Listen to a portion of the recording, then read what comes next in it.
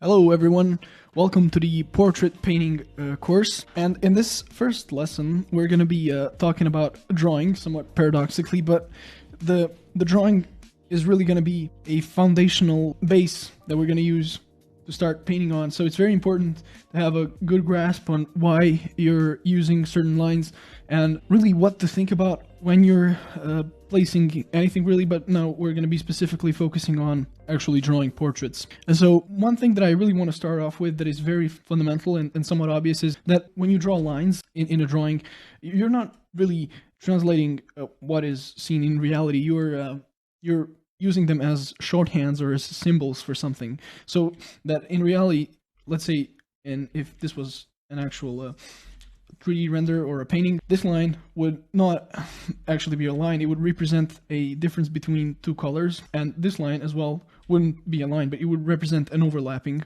and that would entail different values, most likely. To break it down very basically, there's really only a couple ways that you're using lines, or a couple things that you use lines as substitutes for, and most obviously that's going to be different objects, which you can call outlines in here. And this is a very obvious thing, but it's important and helpful to break it down in this abstract way, so that later on when you paint, you have a better grasp on how to transition into painting right from the get-go in the very mindset. So all of these lines really just represent a different object, and what that means visually in reality is a different color. So this might be a dark on light, or this might be a light on dark.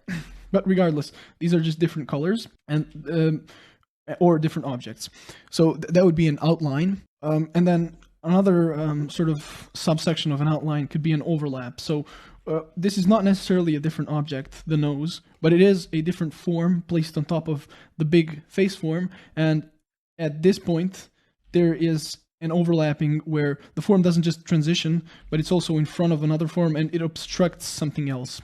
And that is an overlap. And as I've already mentioned, a lot of this is going to be very obvious, but I think also helpful. So you can think about them, the use of lines, as outlines and overlaps.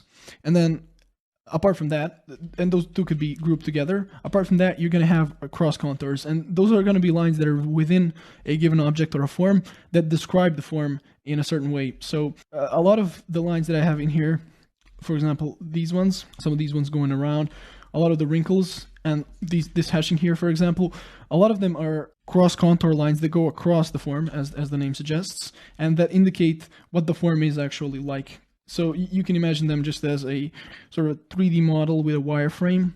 And in most cases, you're going to be using them either on the long axis or the short axis. And as you can see in here, for example, this is a good example. The long axis, a lot of the times, will not give you a lot of form information, whereas the short axis, this way, really will, because there is a plane break there. So one way to use cross contour lines is to actually hash them in across the form. And another similarly subset of cross contour lines would be using lines for plane breaks or plane transitions. So whereas in reality, this plane here, the bottom plane of the cheek, sort of like the bottom side plane, has a transition in most cases, or if it has a break, it's a more subtle one because there's skin on top. What I've done in this drawing, and I've done this pretty organically, but to analyze it, what I've done is I've really just outlined a shape that represents a plane that faces in a different direction from this one. So you would have the front plane here, and then the bottom / side plane on this side. And in this case as well, you have a shape that faces differently this way in relationship to this one. So what I do a lot, and what I consider a useful shorthand, is to, instead of hatching in a plane break, just straight up outline it. And then later on, when you go to paint it, give it a certain quality of transition. So this might not be a complete plane break, it might be a transition, but you can simplify it in a plane. So really, just to reiterate, it's going to be basically outlines and cross contours, but with outlines, you can think about them in terms of either different objects or overlaps. And with cross contours, you can think about them as lines going around the form as a hashing or a cross hashing line, or as lines completely delineating planes, or at least this is how I think about them. And another specific thing that you're going to notice in portraits specifically is going to be the wrinkles or overhangs. So or just, you can call them like abrupt transitions. So wrinkles are an obvious thing. There's two masses that run up into each other and they create a deep crevice, and you're going to use a line for that most often. And then overhangs are most specifically going to be seen in the lids here. So you're going to have a form, and this can be thought of as an overlap, but it's a very small overlap. So some wrinkles going on top of other ones, or lids being in front of something like this. And you can think about this as an overhang as well. You have a little bit of a form going underneath here, and then you're going to have some strong breaks. So this could be a strong break where you have one curved form going into another one, or it can be an overhang where this is actually in front of it and the form goes beneath and then it comes out, let's say, this way in here. But that is sort of like a subcategory, but it is something to think about, is that a lot of times you will have lines that are just used for wrinkles, and in a lot of cases wrinkles will not necessarily only be a line, but also two curved surfaces running into each other. So I think it's just helpful to break it down this way. And that was just sort of a rundown of the tools that you're going to be using in a drawing. In terms of thinking about how you draw something, I think the most important thing here, apart from obviously getting the likeness that you're going for, is going to be the form, the big forms and the big plane breaks. This is the fundamental information and knowledge that you're going to have in your mind that you're going to be using to create your actual final drawing before you get into painting something. And these are diagrams, so they're very rough in the way that they show plane breaks.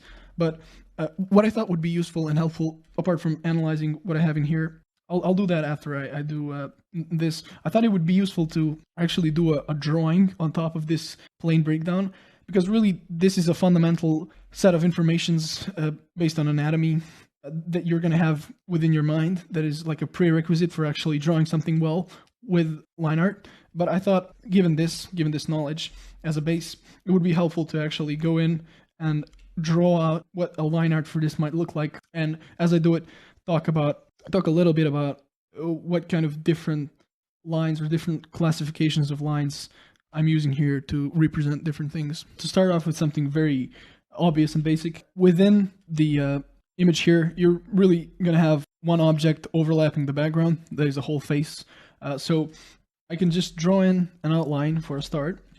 And one thing that's very important to pay attention to and keep in mind when doing an outline is to try and bring in your outlines into the form. So based on my understanding of the way the forms overlap and the way that the planes are placed in this object, that is the face, I can bring in certain lines that are going to show that one form, so let's say this brow ridge form, is in front of another form, let's say the cheek. So as the brow ridge wedges into the cheek here, I can bring it in at the very silhouette to already start creating some nice depth. And often you'll notice that with organic forms, such as faces in this example, a lot of overlapping and a lot of form really will be shown right at the very edge of the silhouette, because if you have a very simple example of a sphere and you place lines that are equally spaced out on it, in perspective obviously, wrapping around the sphere, you will notice that they become more and more dense as they go around. So this might not be the perfect cleanest drawing, but that's sort of the principle. And if you had small forms, such as, let's say, this cheek here, you can imagine how if it was here, let's say the form is something like this, it's not really overlapping that much, but if you place it right here, you can see how much deeper it is and how much more it can overlap. The same form just being placed near the silhouette. So the silhouette is really a great place where you have a lot of opportunities to overlap things. So this is another good place to do that. I have the cheek here in front of the jaw, so I might bring in a little bit of a line there, and you want to be subtle, but you also really want to pay attention to this. So the chin as well might overlap a little bit, so maybe I'll bring that in here like so, and maybe there is this this wrinkle here coming in there. That might be helpful as well, but I think I'll leave that very subtle. So already, obviously this is a very refined sketch underneath, but already I have a lot of information regarding the form here, apart from obviously just the fact that this line delineates the face from the background. Let me just go around here and add the rest of it. This isn't really that important. And this is a good place to also start talking and thinking a bit about line work. So, and specifically line weight. So the outline in general and things that overlap other things that are the things that are closer will have a heavier line weight to them, and this is going to indicate as a symbol, which again, it's not really what happens in reality, but it will symbolize that this thing is in front of another, or that this thing actually outlines a whole object. So if I have the nose here, as it overlaps the rest of the face, it would make sense for me to create a heavier outline for it than, for example, like the edge of the mouth or something like that. So even in the nose, as you can see in the construction, there are some overlaps that you can potentiate depending on how much you like what your aesthetic preference is. You can make the overlaps stronger or weaker, but they are definitely a very helpful thing. So let's just do a little bit of a pretty simple outline here. So in this case, with the nose specifically, and I think this is a good example as well as the mouth, you have what I was talking about with curved forms running into each other and this slightly overlapping another form. So for a more youthful or a feminine face, you would obviously have a more subtle transition here, but if this is a deeper crevice, then you obviously want to have a deeper line. And that is one important leading principle, is since, let's say, this plane here is at a weaker angle, they're more in line than the plane that is on the nose in relationship to the mouth here. Since that's weaker, you obviously wouldn't get as thick of a line there. That's really one leading principle when doing both these things that create crevices and wrinkles, but also big planes on the face. Is if you have, let's look at this as a sort of a side view. If you have two planes that are at this angle, it's more closer to 180 degrees, yeah, like a flat angle like that, obviously you would have, if you wanted to create a line between them, it would be very thin. Whereas if you had something like this, it was almost becoming a crevice, you would have a much thicker line. So you can think about it this in regards to the nose as well. If this is deeper, it would obviously be a thicker line, and that is somewhat self-evident, but it's important to keep in mind. So with the mouth here, there is an overhang, and the crevice is quite deep, which is why you would place a thicker line in there. But as you have a transition here that is very soft, you might only create a very light line or even hatch it in. And that is really the leading principle here. If this overhangs this upper lid, it would be thicker, and you might even get a bit of a shadow in there. Whereas if this isn't necessarily casting a shadow and it's a little bit less thick, it might be a bit of a thinner line there. And then obviously with the eyelid, if it's, or the eye bag here, if it's not very deep, then you would make it a lot lighter so that you have a line weight hierarchy. And that is another important thing to keep in mind, is to have a set thickest line and then compare everything to it, so that you create, as I mentioned, the hierarchy, something that has a reference point and it makes sense based on that. So these were somewhat obvious things that I was talking about here. And I think one very important thing in regards to creating planes and breaking down planes and showing them in your final line work is using hatching or using very light lines. So, and I think the images that I have here could be good examples of that. In a lot of the cases, I'll actually use a flat out just outline to break the planes, as I've already shown. So like in here, it's a very strong line. And when I go to paint this might not end up being a hard break, but it is a lot faster for me to just draw a line rather than hatch it in. And that's a big reason why I do that. But in some cases, I might do a hatching like this. This is a good example. Like I might have done another line in here to show the break between the top and the bottom plane, but I've just hashed it in. So I think these are the two big things that you want to consider, or kind of the two options that you can use for showing planes in line work. Is you can either hatch them in. So if there is a bottom plane on the nose here, I might just do a little hatch like that. Often it's going to be like towards the length, so that it's a little bit faster, like this.